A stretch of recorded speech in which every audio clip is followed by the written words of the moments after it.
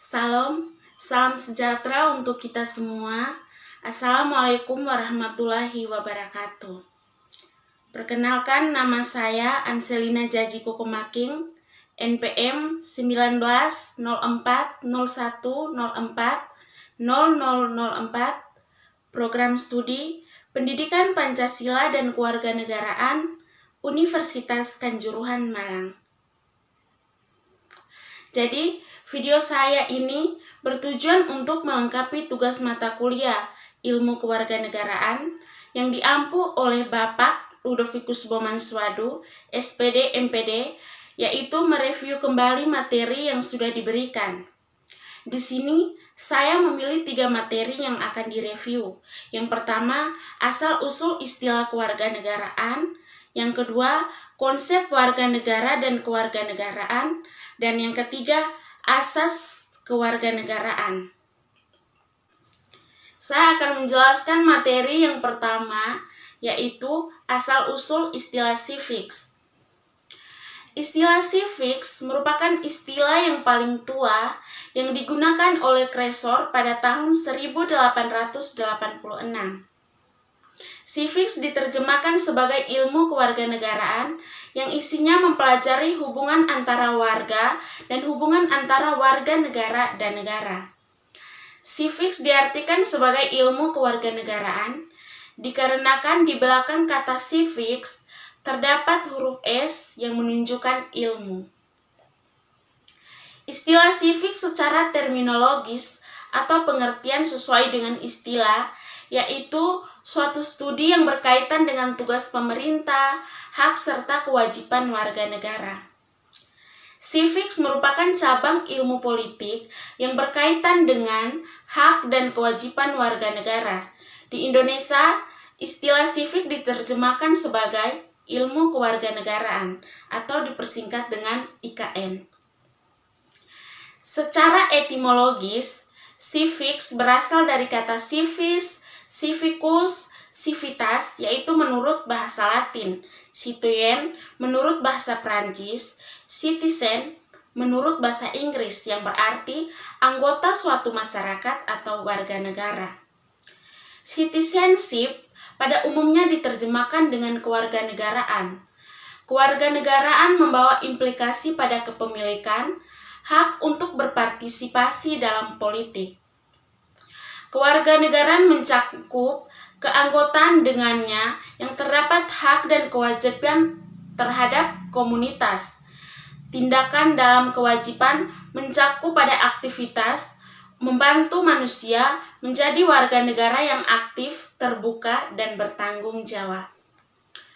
Jadi, ilmu kewarganegaraan merupakan suatu cabang ilmu politik yang objek studinya adalah individu yang membahas peran warga negara atau hak dan kewajiban warga negara dalam berbagai aspek kehidupan negaranya, seperti tanggung jawab terhadap bangsa dan negara, dan juga tugas-tugas dari pemerintah, proses pemerintahan atau sistem politik dalam berbagai aspek kehidupan yang bertujuan untuk menjadi warga negara yang baik.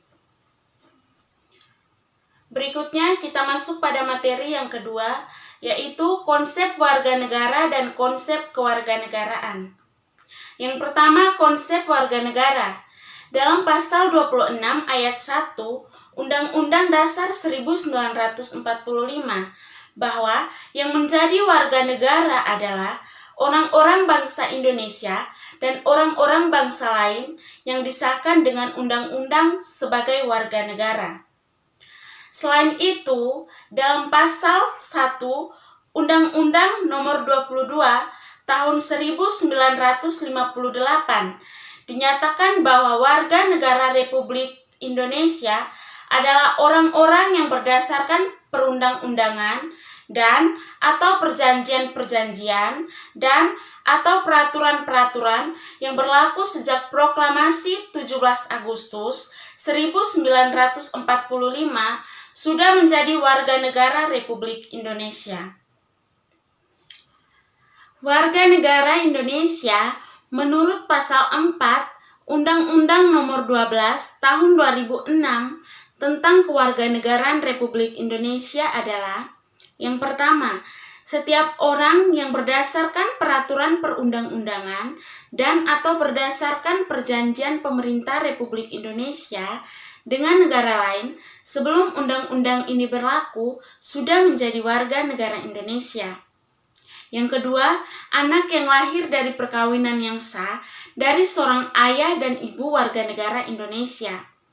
Yang ketiga, anak yang lahir dari perkawinan yang sah dari seorang ayah warga negara Indonesia dan ibu warga negara asing.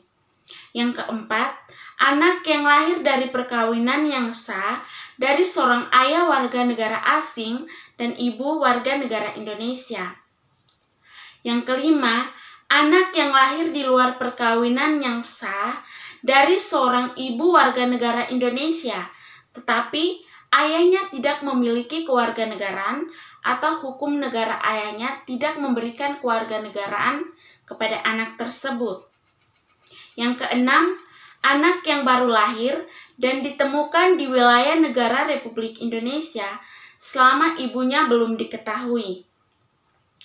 Yang ketujuh, anak yang dilahirkan di luar wilayah negara Republik Indonesia dari seorang ayah dan ibu warga negara Indonesia yang karena ketentuan dari negara tempat anak tersebut dilahirkan memberikan kewarganegaraan kepada anak yang bersangkutan. Yang kedelapan, anak dari seorang ayah atau ibu yang telah dikabulkan permohonan kewarganegaraannya, kemudian ayah atau ibunya meninggal dunia sebelum mengucapkan sumpah atau menyatakan janji setia.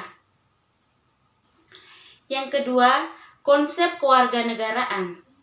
Kewarganegaraan dikenal dengan kata citizenship yang artinya keanggotaan yang menunjukkan hubungan atau ikatan negara dengan warga negara.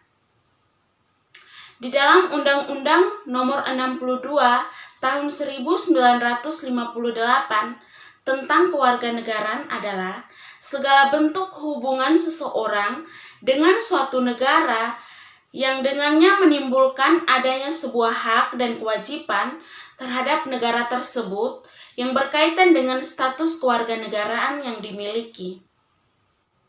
Sekarang kita masuk pada materi yang ketiga atau materi yang terakhir, yaitu asas kewarganegaraan.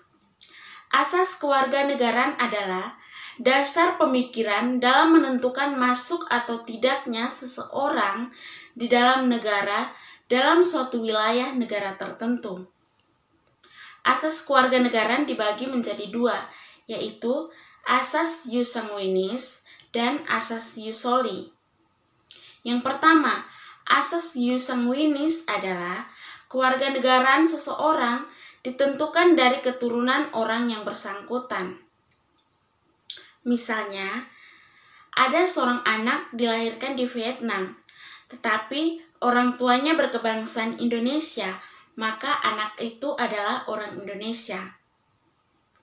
Yang kedua, asas jus soli adalah kewarganegaraan seseorang ditentukan berdasarkan tempat ia dilahirkan. Misalnya, ada seorang anak lahir di Vietnam, tetapi kedua orang tuanya berkebangsaan Indonesia, maka anak tersebut tetap berkebangsaan Vietnam karena dia lahir di Vietnam. Sehubungan dengan banyak negara yang ada di dunia, tentunya penentuan kebangsaan seseorang juga berbeda-beda, baik secara jus sanguinis maupun secara jus soli. Hal ini menyebabkan adanya beberapa status kewarganegaraan seseorang, yaitu apatrid dan bipatrid. Apatrid adalah orang sama sekali tidak memiliki kewarganegaraan. Misalnya, ada seorang anak yang berkebangsaan negara yang menganut jus soli, tetapi ia lahir di negara yang menganut asas jus sanguinis, maka anak tersebut tidak memiliki kewarganegaraan sama sekali. Yang kedua, bipatrid, yaitu orang yang mempunyai dua kewarganegaraan. Misalnya, ada seorang anak keturunan A yang menganut asas jus sanguinis. Lalu, dia lahir di negara B yang menganut asas jus soli. Maka, anak tersebut bisa masuk warga negara A dan B. Sekian dan terima kasih. Jika ada kata yang salah, saya mohon maaf. Wassalamualaikum warahmatullahi wabarakatuh.